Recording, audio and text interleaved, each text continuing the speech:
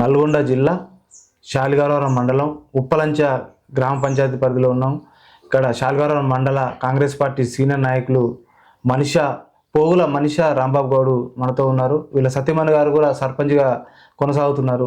మరి కాంగ్రెస్ పార్టీ ప్రవేశపెట్టిన సంక్షేమ పథకాలు కావచ్చు, ఇటీవల ప్రజాపాలన ప్రగతి ప్రణాళికలో భాగంగా ఎలాంటి అభివృద్ధి కార్యక్రమాలు ఈ గ్రామ పంచాయతీ పరిధిలో జరిగినాయో వారి మాటలను అడిగి తెలుసుకున్నాం. నమస్కారం.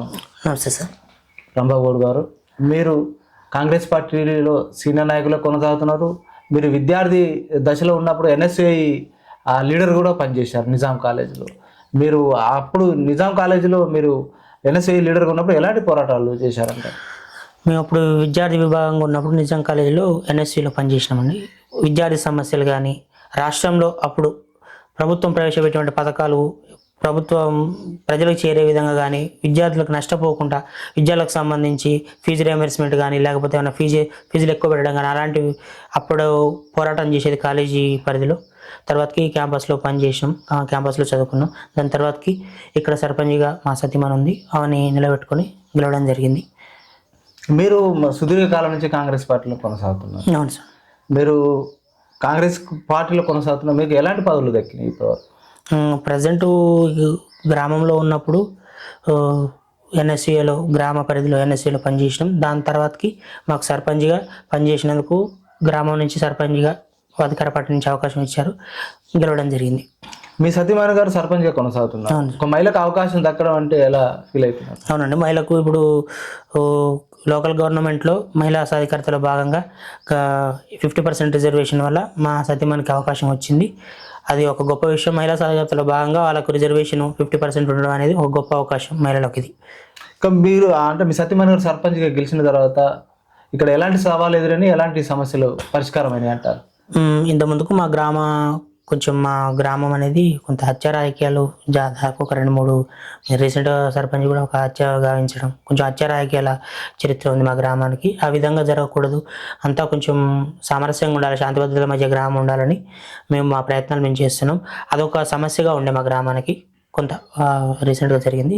దాంతో కూడా ఇప్పుడు ప్రస్తుతం ప్రభుత్వ పథకాలు కాంగ్రెస్ ప్రభుత్వం ప్రవేశపెట్టినటువంటి ప్రతి పథకం సామాన్యులకు చేరే విధంగా, నిరుపేదలకు చేరే విధంగా మా కృషి మేము చేస్తున్నాం గ్రామంలో. దానిలో భాగంగా అందరికీ రేషన్ కార్డులు దాదాపు ఒక 80-90 రేషన్ కార్డులు కొత్తవి చేరడం కానీ, దాంతోపాటు రేషన్ కార్డులో కొత్తవి పిల్లల్ని కానీ తల్లిదండ్రులని కానీ వేరే సపరేట్ చేయించడం కానీ, ఇందిరమ్మ ఇల్లులు పెట్టడం కానీ, జీరో కరెంటు బిల్లు అందరికీ ప్రతి ఇంటికి జీరో కరెంటు బిల్లు చేయించడం కానీ, దాంతోపాటు రైతు రుణమాఫీ 2 లక్షలు ఎవరెవరికైతే చేరువ అయిందో, ఎవరికైనా సమస్యలు ఉంటే బ్యాంకులో అలాంటివి తీర్చడం కానీ, దాంతోపాటు కొత్తగా ఇందిరమ్మ ఇల్లు ఎవరికి కావాలి అనేది అందరి లిస్ట్ అవుట్ చేసుకోవడం, కొత్త పెన్షన్స్ ఇస్తా అంటున్నారు, పెన్షన్స్ ఎంతమందికి అవసరం అనేది అవన్నీ మాకు దృష్టికి వచ్చింది గ్రామం నుంచి. అవన్నీ మేము సమస్యలు తీర్చడానికి ముందుకెళ్తున్నాం. ప్రభుత్వ సంక్షేమ పథకాలు అర్హులకు కాకుండా అనర్హులకు అందుతున్నాయని అంటున్నారు కొంతమంది. ఇది ఎంతవరకు వాస్తవం అంటారు? 100లో ఎక్కడో ఒక దగ్గర అనర్హులకు చేరడం అనేది అది సహజం. దాన్ని మనం కనిపెట్టుకొని ప్రతి ఒక్క అర్హునికి నిరుపేదకు చేరే విధంగా మేము కృషి చేస్తాం. ఇప్పుడు ఇక్కడ ఉచిత బస్సు ప్రయాణం ఇక గ్రామానికి ఇంకా అంటే రావాలని అంటున్నారు. మరి మీరు ఎమ్మెల్యే గారి దృష్టికి కావచ్చు, ప్రభుత్వ అధికారుల దృష్టి తీసుకుపోయినాం సార్. మాకేంటంటే కొంచెం ఈ లింక్ రోడ్ లేకపోవడం వల్ల మాకు ఒకటి సింగిల్ రోడ్ ఉంటుంది. ఇక్కడ నుంచి శాలిగౌరవం నుంచి అమనబోల్ రోడ్ ఒకటే, మాకు లింక్ రోడ్ లేదు. మన మీద కానీ ఇటు కానీ మా ఊరు మొత్తం మూసుకుపోవడం వల్ల కొంచెం బస్సు సౌకర్యం అనేది అసౌకర్యంగా ఉంటుంది వచ్చిపోవడానికి. బస్సు లింక్ రోడ్డు ఉంటే మాత్రం బస్సు అక్కడ మన మీద నుంచి ఇట్లా ఉప్పలంచ నుంచి ఇట్లా వెళ్ళే విధంగా ఉండేది. ఉచిత బస్సు మాత్రం మా గ్రామస్తులు, మా హైదరాబాద్ వెళ్ళే వాళ్ళు కానీ, నార్కట్పల్లి కానీ, వారికి అవసరం ఉన్న వేరే ఇతర ప్రాంతాలకు వెళ్ళేటప్పుడు ఉచిత బస్సుని మహిళలు మొత్తం వాడుకుంటున్నారు. మీ సతీమణి సర్పంచ్గా కొనసాగుతుంది అంటే మీరు కూడా అందులో భాగస్వామ్యం ఉంటారు. ఇక గ్రామంలో ఉన్న మౌలిక సదుపాయాలు ఏదైతే ఉంటాయో, త్రాగునీరు కావచ్చు, రోడ్లు కావచ్చు, డ్రైనేజ్ కావచ్చు, ఈ సమస్యల పరిష్కారానికి ఎలాంటి చొరవ చూపుతున్నారంటే? మేము తాగునీరుకు సంబంధించి మిషన్ భగీరథ వాటర్ కొంచెం ఏమైనా ప్రాబ్లం ఉంటే అవి ప్రతి ఒక్కరికి కొంతమంది కొన్ని నెలల కనెక్షన్ లేవు, అవి ఇచ్చే విధంగా చూస్తున్నాం. మిషన్ భగీరథ వాటరు ఏమైనా ప్రాబ్లం ఉంటే ఆ విధంగా చూస్తున్నాం త్రాగునీరుకు సంబంధించి. దాంతోపాటు ఫిల్టర్ వాటర్ గ్రామంలో మిషన్ భగీరథ వాటరే కాకుండా ఫిల్టర్ వాటర్ ప్రజలందరూ చేరే విధంగా ఫిల్టర్ వాటర్ పెట్టించడం కానీ, ఆ విధంగా త్రాగునీరుకు సంబంధించి ఈ మురికి కాలువలు అనేది సిబ్బంది ఉంటారు, అవి క్లీన్ చేస్తారు. అడిషనల్గా ఎక్కడైనా మోరీలు కావాలనుకుంటే మాత్రం ప్రభుత్వం దృష్టికి, ఎమ్మెల్యే గారి దృష్టికి తీసుకెళ్ళాం. అవసరం ఉన్న చోట వాళ్ళు ఇస్తా అని చెప్పారు. వెళ్తున్నాం. గత బీఆర్ఎస్ పాలనకు ఇప్పుడు కాంగ్రెస్ పాలనకు తేడా ఏంది? ఇప్పుడు ఎలాంటి అభివృద్ధి జరుగుతుందంట? ఇది ప్రజాపాలన ప్రగతి ప్రణాళికలో భాగంగా 99 రోజుల ప్రణాళిక ప్రభుత్వం ప్రవేశపెట్టింది. దానిలో భాగంగా ప్రతి ఒక్కరికి దాని ఉద్దేశం ఏంటంటే గ్రామాలు అభివృద్ధి చెందాలి, దాంతోపాటు ప్రతి నిరుపేదకు ప్రతి సంక్షేమ పథకం అందాలి. గతంలో చూసుకుంటే ఈ ప్రజలకు చేరువగా పాలన అనేది ఉండకపోతుండే. కొంచెం ఏదున్నా ప్రజలకు అధికారులే ప్రజల దగ్గరికి రావడం కానీ, ఎమ్మెల్యే వారు కూడా దగ్గరికి రావడం కానీ, అధికారులు మెయిన్గా ఈ ప్రభుత్వం వచ్చినాక అధికారులు మాత్రం ప్రజల వద్దకే వచ్చి ప్రతి సమస్యను తీర్చడం కానీ, ప్రజావాణిలు పెట్టడం కానీ, ఎంఆర్ఓ ఆఫీసులో, ఎంపీడీ ఆఫీసులో కానీ గ్రామానికి వచ్చి సమస్యలు తీర్చడం కానీ, రెవెన్యూకి సంబంధించి అధికారులు ఇంటి దగ్గరకు వచ్చి సమస్యలు రాసుకొని వాళ్ళకు దానికి సంబంధించిన సమస్యలు తీరుస్తామని చెప్పడం కానీ, ఇదంతా ప్రజలకు చేరువైన పాలనగా మనం చూడవచ్చు. గత ప్రభుత్వానికి దీనికి ఉన్న తేడా అదొకటి. గ్రామంలో సమస్యలు బాగానే ఉన్నాయి అంటున్నారు, అంటే రెవెన్యూ సమస్యలు ఉన్నాయి అంటున్నారు, లేకపోతే రోడ్ల సమస్యలు ఉన్నాయి అంటున్నారు, ఒక డ్రైనేజ్ సమస్య కూడా కొంచెం అస్తవ్యస్తంగా ఉన్నట్లు. వీటి పరిష్కారానికి మీరు ఎమ్మెల్యే గారి దృష్టి తీసుకుపోయారా? ఎమ్మెల్యే గారి సహకారం ఏ విధంగా ఉందంటారు? మందల సామేల్ గారు గారి దగ్గరికి మా గ్రామానికి సంబంధించి ప్రతి సమస్యను ఎమ్మెల్యే గారి దృష్టికి తీసుకెళ్ళామండి. కొన్ని ఈ వ్యవసాయ పొలాల దగ్గర కూడా కొన్ని రోడ్లు అవసరం ఉందని చెప్పాము, దాన్ని కూడా తీరుస్తా అని చెప్పారు ఎమ్మెల్యే గారు. దాంతోపాటు కొన్ని సీసీ రోడ్లు అక్కడక్కడ ఉంటే అవి ఒక 2 వరకు శాంక్షన్ చేయించారు. ఒకటి ఉంది, ఇంకోటి శాంక్షన్ చేపిస్తా అని చెప్పారు. మా పరిధిలో మాత్రం, తుంగతుర్తి పరిధిలో మాత్రం మా ఎమ్మెల్యే గారికి ప్రతి సమస్యను తీసుకెళ్తున్నాం, తీరుస్తామని హామీ ఇస్తున్నారు. కొన్ని సమస్యల తీర్చడానికి తన వంతు సహకారం ఉంది. మీరు కూడా ఒక యువకుడిగా ఉన్నారు. యువత కూడా ఇప్పుడు ప్రధానంగా పిల్లదారి పడుతున్నది, మత్తు పానీయాలకు కావచ్చు, డ్రగ్స్కి కావచ్చు. వారి నివారణ కోసం మీరు ఒక యువకుడిగా మీ సత్యమణి గారు సర్పంచ్గా కొనసాగుతున్నారు. ఇలా ఎలాంటి చైతన్యం తీసుకొని పోలీసు వారి సహకారంతో ఎలాంటి సదస్సులు నిర్వహిస్తున్నారు యువకుల మార్పు కోసం? మా గ్రామానికి సంబంధించి ఈ మా స్టేషన్ పరిధిలో ఎస్ఐ గారు కానీ చెప్పారు, మా ఈ గ్రామంలో శాంతి భద్రత ఉండాలి, దాంతోపాటు ద్విచక్ర వాహనాలన్నీ కూడా హెల్మెట్లు పెట్టుకొని నడపాలి, అదొకటి. దాంతోపాటు గంజాయి లాంటి చెడు వ్యసనాలకు అలవాటు పడకుండా, యువత పెడదారి పట్టకుండా, అలాంటివి ఏమైనా మీ దృష్టిలో ఉన్నా కూడా, గ్రామంలో అలాంటివి జరిగినా కూడా మా దృష్టికి తీసుకురమ్మని ప్రత్యేకంగా ఎస్ఐ గారు చొరవ తీసుకొని, మీ గ్రామానికి సంబంధించి ఏ సమస్యనో మా దగ్గర తీసుకొస్తే దాన్ని చట్టపరంగా కానీ, లేకపోతే వాళ్ళకి అవగాహన కల్పించి కానీ వాళ్ళని మార్చే విధంగా మేము ప్రయత్నం చేస్తామని ఆయన సార్ కూడా 2-3 సార్లు సదస్సులు నిర్వహించారు. రక్షక భటులను పంపించి మా ఊరికి సంబంధించి ప్రత్యేకంగా 2-3 సార్లు సదస్సులు నిర్వహించడం జరిగింది. ఇక్కడ మార్మూల గ్రామం ఇది, కానీ నిరుద్యోగ సమస్య కూడా బాగానే ఉంది అంటున్నారు.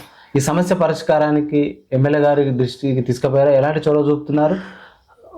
ఇక్కడ పెద్ద గ్రామ పంచాయతీలు అయితే అక్కడే వ్యవసాయ పని కానీ, లేకుంటే రకరకాల పనులు దొరకడం వల్ల యువత అనేది గ్రామాలలో ఉంటారు. కానీ మా ఊరు చిన్న గ్రామం అయ్యేసరికి జనాభా ఎక్కువ, పని తక్కువ లభించడం వల్ల ఎక్కువ మా గ్రామం నుంచి హైదరాబాద్లో వెళ్ళి బతకడమే జరుగుతుంది. దాదాపు 50-60% హైదరాబాద్నే యువత వరకు అక్కడే బతుకుతున్నారు. మా గ్రామానికి సంబంధించి ఏదైనా ఎంప్లాయ్మెంట్ జనరేట్ చేయడానికి కూడా కొంచెం అవకాశం తక్కువ ఉండిద్ది, కాకపోతే దూరంగా పోయి బతుకుతున్నారు.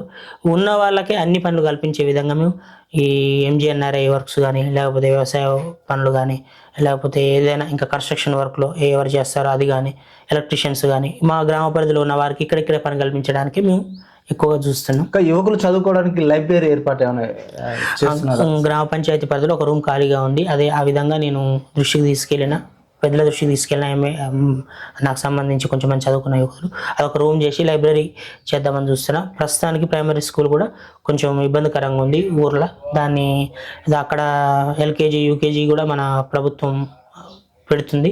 కొంచెం జనాభా తక్కువ పడినా ఎల్కేజీ ఇవ్వరని చెప్పారు మాకు, LKG UKG pre primary school ఇవ్వరని చెప్పారు. ప్రస్తుతం ఉన్న స్కూల్లోనే అందరూ చదువుకునే విధంగా నేను బడిబాట కార్యక్రమంలో ప్రతి ఇంటికి వెళ్ళి మనం ప్రభుత్వ స్కూల్లోనే మన పిల్లల్ని చదివించుకోవాలని, మా పిల్లల్ని కూడా ప్రభుత్వ స్కూల్లోనే వేస్తున్నాను. ఇక్కడ గ్రామ భద్రత దృష్టి కావచ్చు, గ్రామానికి ఏదైతే సీసీ కెమెరాలు ఉంటాయి, ఏర్పాటు కావాలని కూడా ప్రజలు మా దృష్టికి తీసుకొచ్చారు. మరి దాతల సాయంతో కావచ్చు, మీరు మీ సత్యమని సత్యమని మీ ఆధ్వర్యంలో ఏర్పాటు చేసే అవకాశం ఉంది. చెప్తాను సార్. మాకు ఎస్ఐ గారు కూడా మీ గ్రామ భద్రత దృష్ట్యా సీసీ కెమెరాలు ఏర్పాటు చేసుకోవాలి మీ గ్రామానికి.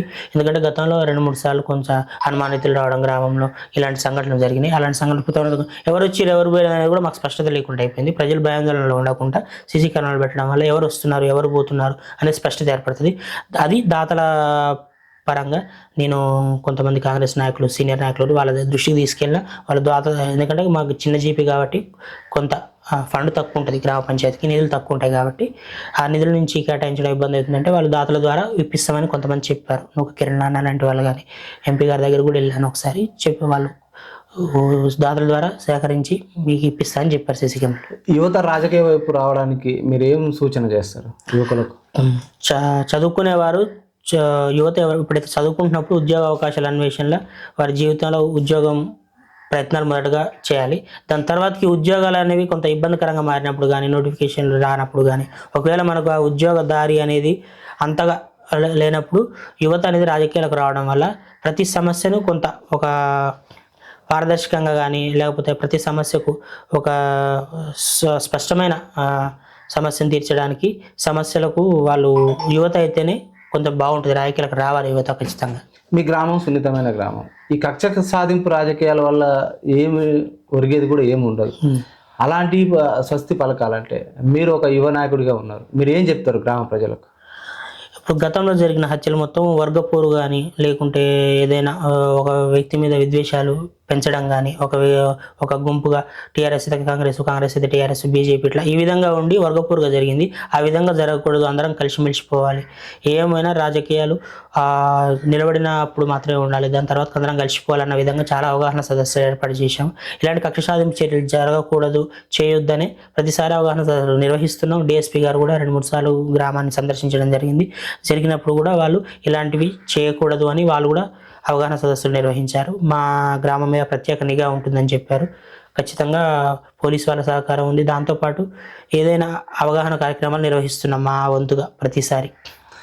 మీకు 5 ఏళ్ల కాలానికి సర్పంచ్గా ప్రథమ పౌరుగా మీకు మీ సత్యమనికి అవకాశం కల్పించారు. ఈ గ్రామ ప్రజలు అంటే గత సర్పంచుల కంటే భిన్నంగా కావచ్చు, ఆదర్శ గ్రామ వైపు తీసుకుపోవడానికి మీ విజన్ ఏముంది, ప్రణాళిక ఏముంది? మీ ఉప్పలంచ గ్రామ ప్రజలకి ఏం చెప్తారు మీరు ఫైనల్గా? మా వంతుగా నేను మొదటి ప్రాధాన్యత ఏంటంటే గ్రామంలో ప్రభుత్వ పథకాలు ప్రతి ఒక్కరికి, అంటే అవకాశం ఉన్న ప్రతి ఒక్కరికి ప్రభుత్వ పథకాలు అందించాలనేది నా ప్రధాన ఉద్దేశం. అది ఇందిరమ్మ ఇల్లు కానీ, రేషన్ కార్డ్స్ కానీ, లేకపోతే ఇంకా ఈ 0 కరెంటు బిల్లు కానీ, లేకుంటే ఇంకేమైనా సమస్యలు, రెవెన్యూ సమస్యలు, భూ సమస్యలు ఉన్న ఎక్కువగా భూ సమస్యలు, తగాదాలు జరుగుతుంటాయి, గెట్ల సమస్యలు, అలాంటి దగ్గర నుండి పరిష్కరించడం కానీ, దాంతోపాటు చదువుకునే విద్యార్థులు స్కూళ్ళు మన ప్రభుత్వ బడులను చదువుకోవాలి. దాంతోపాటు గ్రామ పంచాయతీ పరిధిలో ఎక్కడైనా రూమ్ ఖాళీ ఉంటే లైబ్రరీ ఏర్పాటు చేయడానికి నా వంతుగా ప్రయత్నం నేను చేస్తున్నాను.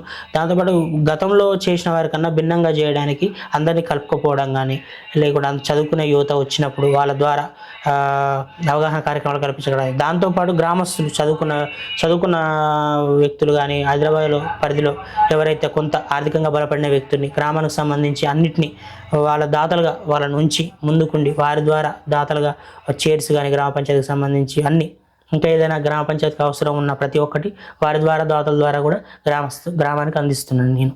ఓకే సార్, ఇక్కడ ఉప్పలంచ గ్రామం నుంచి సీనియర్ నాయకులుగా ఉన్నారు, ఎన్ఎస్ఏ విద్యార్థి సంఘం నాయకుడిగా పనిచేసినటువంటి ఉప్పల రాంబాబు గౌడ్ గారు మాకు సర్పంచ్గా అవకాశం మా సత్యమని గారికి ఇచ్చారు. ఈ గ్రామాన్ని సస్యశ్యామలంగా చేయడంతో పాటు ఆదర్శ గ్రామం తీసుకుపోతానంటున్నారు. ఇక్కడ ఏదైనా కూడా సూద్భావ వాతావరణంతో పాటు ప్రజలు అందరం కలిసి కూడా ఈ గ్రామ అభివృద్ధిలో పాటుపడతాము. ఏదైతే ఓట్లు వచ్చినప్పుడు పార్టీల తర్వాత మీ అందరం కలిసే ఉంటామని కూడా గంటపదంగా ఆయన మాటలను పేర్కొనడం జరుగుతుంది. ఇక ఈ గ్రామ అభివృద్ధి విషయంలో నేను ఎల్లవేళలా ప్రజలకు నిత్యం అందుబాటులో ఉంటానని కూడా ఆయన మాటలను చెప్తున్నారు. మరో అంశాలు, మరో గ్రామ పంచాయతీలో మీ ముందుకు వస్తుంది ప్రజావేదిక న్యూస్ ఛానల్.